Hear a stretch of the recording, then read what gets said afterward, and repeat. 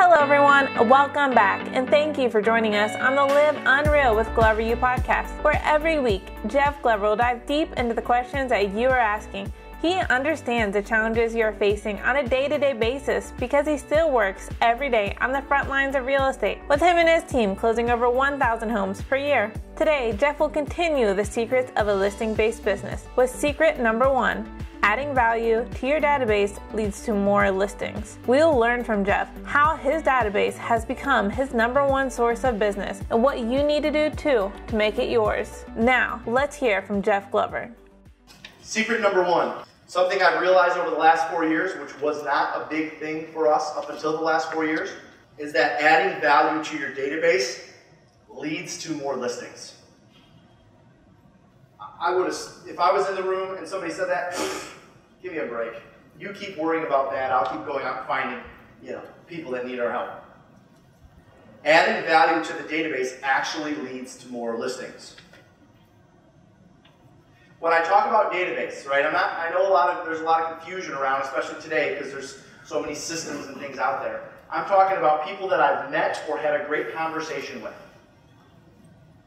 People that I've met, had a transaction with, or even a great conversation with.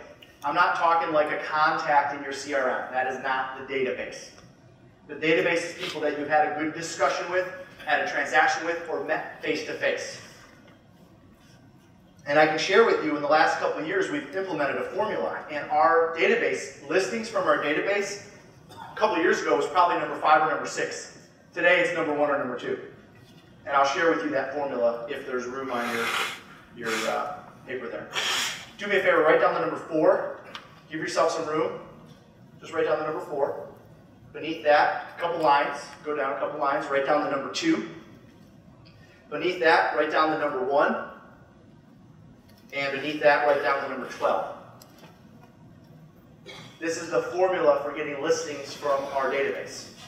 This is what I'm sharing with you. You might have a better one, or maybe you can take some things from this. So let me share with you what these numbers mean. All right, the 4, very simple. 4 pieces of physical mail. 4 pieces of physical mail. And ideally, those will go out quarterly. People want to know, well, what do you send? Okay, I'll share with you what we send. At the beginning of the year, in the month of January, we send a year in review letter. A year in review. What happened last year? What happened personally? What happened professionally? Most of the stuff that goes in my letter is business. I don't get too personal with my clients. But I know some of you, do a lot of stuff with them. So update them on your life, what's going on. That goes out in January. The second piece of mail goes out in March, and that's an invite to a client event. It's an invite to a client event. The third piece of mail is a so far this year letter that goes out in July, basically the beginning of July. And the fourth piece of mail is a holiday card. And the holiday card should be in the mail no later than December the 1st. Okay? It's almost like if you're getting them out December 15th or later, you might as well not even send them. Well, because most of us, including us, we put in there, the little fancy fridge magnet that's been around for 50 years. And let's be honest for a second. They're probably getting 3 to 5 others of those. All right, so which one goes on the fridge? The one they get first. Okay, it's not like, oh, Mary sent us another fridge magnet. That's great. Well, we already have Bob on the fridge. Yeah, well, I like Mary more. Let's take Bob down and put Mary, right? No, the first one that goes in the fridge stays there. So I want it to be the first one that they receive. So I want them to get your holiday card sometime between Thanksgiving and December the 5th. That's the 4 pieces of mail. The 2 is 2 phone calls where we don't ask for business. 2 phone calls and we don't ask for business. We're adding value to a database. You add value, it's the law of reciprocity. People want to reciprocate once you give them value. So what are the 2 phone calls? Phone call number 1 happens in March, and it's an invite to the client event. Okay, they got the letter. Did you receive our letter? Yep, great. We're looking forward to seeing you. First call is in March, inviting to the client event. The second call is a happy Thanksgiving call. thanking them for their business and their continued referrals. Thanking them for their business and their continued referrals. Whether they send you business or not, I want to plant the seed that I'm thanking them for business and continued referrals. So let's get it going without actually asking for business. Those are the 2 calls. Nothing crazy. The one is one client event. One client event. Now, I have a little asterisk next to mine because now we've encouraged all of our agents to do their own client events. But from a company or a team standpoint, we do one big client event. It happens right next door at the Gem Theater for opening day. Speaking of that, if you're going to do a client event, which I would encourage you to do, try to do it during a time when awareness of listing or selling real estate is very high.